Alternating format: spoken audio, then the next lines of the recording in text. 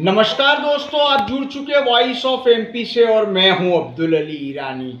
कल जिला न्यायालय में विद्वान न्यायाधीश सुशांत जी हुद्दार साहब द्वारा दो महत्वपूर्ण मामलों को लेकर फैसले दिए गए, जिसमें अभियोजन पक्ष की ओर से जो पैरवी की गई जिला अभियोजक एवं शासकीय अभिभाषक श्री चंचल जी बाहेती साहब द्वारा। मामला दरअसल एक तो पास्को एक्ट का है, जिसमें अभियुक्त जो है उसका नाम है अमन जाटव, जो कि गिरदोड़ा का रहने वाला है। बलात्कार, नाबालिग के साथ बलात्कार का मामला है। और दूसरा एक मामला जो है जिसमें कि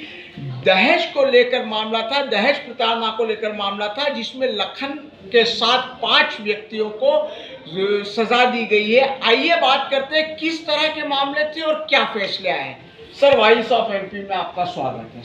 अब्दुल भैया नमस्कार। सर, कल दो महत्वपूर्ण फैसले आए हैं। सबसे पहले हम लोग बात करेंगे अमन जाटव के मामले में, जिसमें नाबालिग के साथ रेप का मामला है। किस तरह की सजा उनको सुनाई गई और क्या पूरा मामला है? जैसा कि पहले भी अभी कुछ दिन पूर्व माननीय विशेष न्यायाधीश महोदय श्रीमान अजय कुमार टेलर साहब द्वारा एक आजीवन कारावास वाला मामला सोनू दास बैरागी का जो फैसला आया था, वो भी मैंने आपके माध्यम से सभी हमारे दर्शकों को और श्रोताओं को बताया था। वैसा ही एक महत्वपूर्ण फैसला कल माननीय जिला एवं सत्र न्यायाधीश महोदय श्रीमान सुशांत जी हुद्दार साहब ने दिया है, जिसमें वर्ष 2021 का ये मामला था, जिसमें नाबालिग जिसकी उम्र 16 वर्ष से कम थी, उसको बहला फुसला कर उसका व्यपरण कर कर उसे अपने साथ ले गए और उसको उसके साथ में कुकृत्य करते हुए उसको विवाह के लिए विवश किया गया। माननीय न्यायालय के समक्ष वर्ष 2021 से ही वह ट्रायल चल रहा था, जिसमें लैंगिक अपराधों से संरक्षण अधिनियम जो पास्को एक्ट है वो धाराएं भी थी, व्यपरण, अपहरण और धारा 376 की धाराएं भी महत्वपूर्ण धाराओं में जो है मामला पंजीबद्ध हुआ था। पुलिस ने बहुत ही सूक्ष्मता से उसका इन्वेस्टिगेशन किया था और माननीय न्यायालय में अभियोग पत्र प्रस्तुत हुआ था। जो डीएनए प्रोफाइल आई है वो डीएनए प्रोफाइल भी पॉजिटिव आई है, जिसमें माननीय सर्वोच्च न्यायालय के जो महत्वपूर्ण निर्णय हैं उन निर्णयों को दृष्टिगत रखते हुए माननीय जिला एवं सत्र न्यायाधीश महोदय द्वारा उन विभिन्न धाराओं में अभियुक्त को जो है सजा दी गई है और जुर्माने से दंडित किया है। इसमें जो भारतीय दंड संहिता की जो धाराएं हैं वो धारा 363, 366, 376(3), 376(2)(n), 506, 516 पास्को एक्ट के तहत जो है कार्रवाई जो है अभियोजन जो है यहाँ हुआ है। हमारे अभियोजन विभाग ने जो है इन सभी धाराओं में जो है अपना ट्रायल यहाँ चलाया। सभी साक्ष्यों का परीक्षण और प्रतिपरीक्षण माननीय न्यायालय के समक्ष हुआ और इन विभिन्न धाराओं में 3 वर्ष, 5 वर्ष, 20 वर्ष अधिकतम सजा माननीय न्यायालय द्वारा दी गई है। सर, दूसरा एक और मामला जो है वो भी आप कल फैसला दिया गया अदालत के द्वारा, उस मामले के बारे में क्या जानकारी? बिल्कुल, जिस प्रकार से नवविवाहिताओं को दहेज के लेकर जो घटनाएं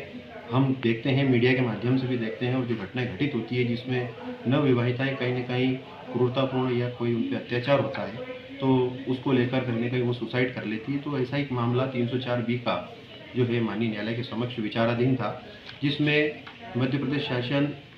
पुलिस, नीमच सिटी विरुद्ध लखन आदि 5 व्यक्ति थे, जिसमें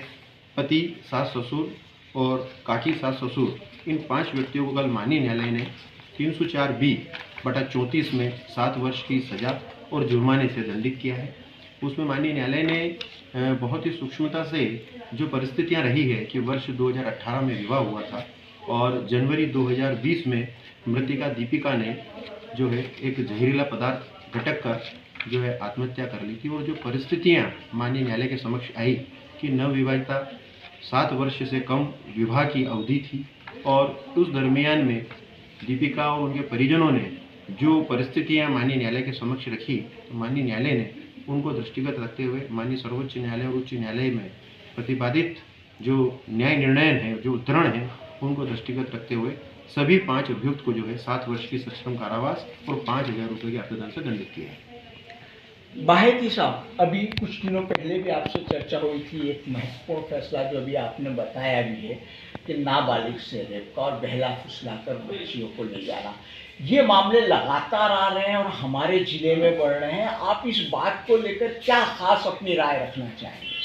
मैं तो पहले भी आपके माध्यम से सभी जितने भी हमारे वॉइस ऑफ एमपी के व्यूअर्स हैं उनको पहले भी मैंने कहा है और आज पुनः मैं उसी बात को आपके माध्यम से पहुंचाना चाहता हूं कि अपने अभिभावक जो किशोर बच्चे हैं 12 से 18 उन पर अपना ध्यान मतलब दुगनी तरीके से चौकन्ने तरीके से निगरानी रखें। उनकी हर एक्टिविटी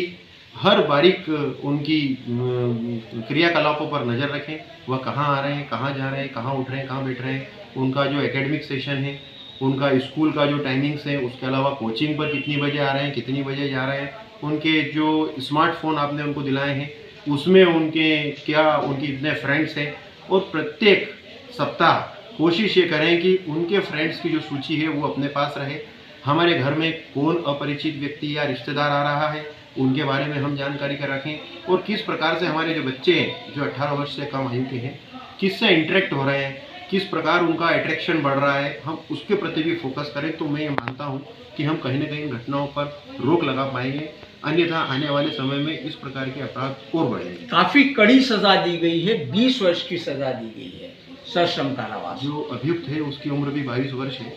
और जो किशोरी जिसके साथ में इस प्रकार कुकृत्य हुआ है उसकी उम्र अभी भी 18 से कम है।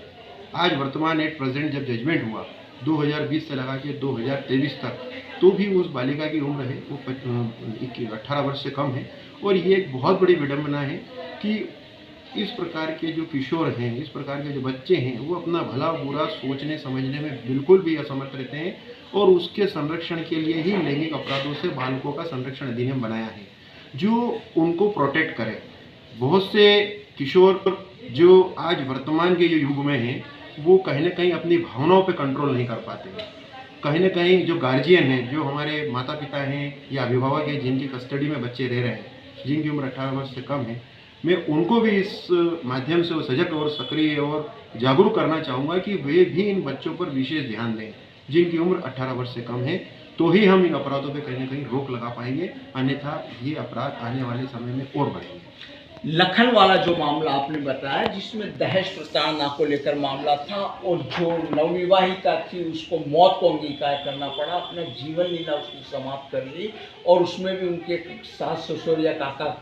सबको सजा हुई पति सही। उस मामले में आप क्या कहना है दहेज प्रताड़ना को लेकर समाज में जो कुरीति व्याप्त हो रही है, जो कहीं ना कहीं एक गलत मानसिकता व्याप्त हो रही है? बिल्कुल, दहेज निश्चित रूप से एक बहुत बड़ी कुरीति है।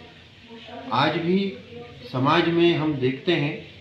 कि एक दूसरे को दिखाने के लिए जो महंगी और खर्चीली शादियों का जो एक ट्रेंड चल रहा है, उस ट्रेंड की देखा देखी या होड़ा होड़ी कहीं ना कहीं समाज में व्याप्त अन्य सामाजिक लोग भी कर रहे हैं। तो कहीं ना कहीं उस पर विराम लगना चाहिए। माता पिता और बच्ची या माता पिता को भी ये देखना चाहिए, चाहे वह वर पक्ष हो या वधु पक्ष, हम किसी परिवार में किसी के परिवार के कलेजे का टुकड़ा हमारे घर ला रहे हैं तो कहीं ना कहीं हमारे विचारों में ये बात होना चाहिए कि वो बेटी नहीं, बहू के रूप में हम बेटी ला रहे हैं, बहू नहीं ला रहे हैं। जब तक हम इस चीज़ को स्वीकार्यता नहीं देंगे समाज में, और समाज के जितने भी हमारे समाज के संगठन हैं, जितने भी सामाजिक परिदृश्य है, 36 कौम के लोग, 36 समाज हमारे नीमच जिले में रहवास है, कहीं ना कहीं एक सामाजिक समरसता का या एक सामाजिक इस प्रकार का भी उन पदाधिकारियों को एक निर्णय लेना चाहिए कि भाई यदि अगर कोई भी व्यक्ति किसी भी विवाह समारोह में किसी भी पक्ष से, चाहे वधु पक्ष या वर पक्ष वधु पक्ष से किसी भी प्रकार की कोई भी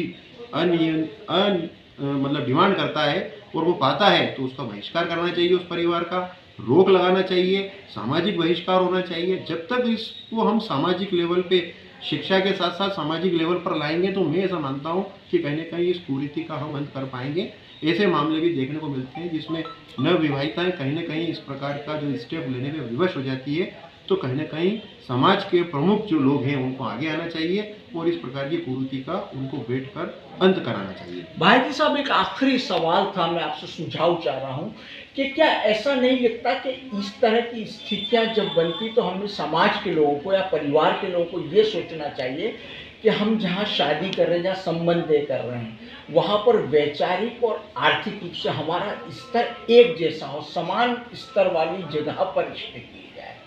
बिल्कुल सही कहा आपने। एक इकोनॉमिक फैक्टर जिसका इनकम फैक्टर का एक बहुत बड़ा रोल है कि आज हम कोशिश करें कि हमारे समकक्ष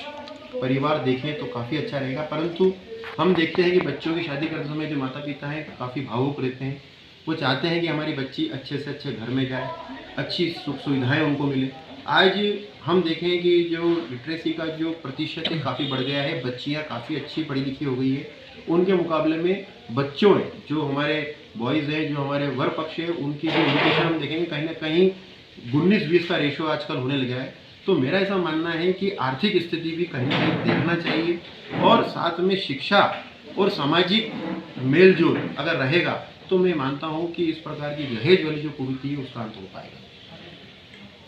तो आप थे चंचल बाहेती साहब, जिन्होंने कल जो 2 महत्वपूर्ण फैसले आए उन फैसलों के बारे में भी विस्तार से बताया। और निश्चित रूप से कल जिस तरह के फैसले दिए गए हैं ये स्पष्ट तौर पर समाज में जो गंदी मानसिकता है और जो कुरीति उसके खिलाफ एक महत्वपूर्ण कहीं ना कहीं संदेश देने में सफल रहेगा ये जो दोनों फैसले हैं। और इससे कहीं ना कहीं समाज और लोग सबक लेंगे। वॉइस ऑफ एमपी के लिए मेरे सहयोगी आसिफ अली शाह के साथ अब्दुल अली ईरानी।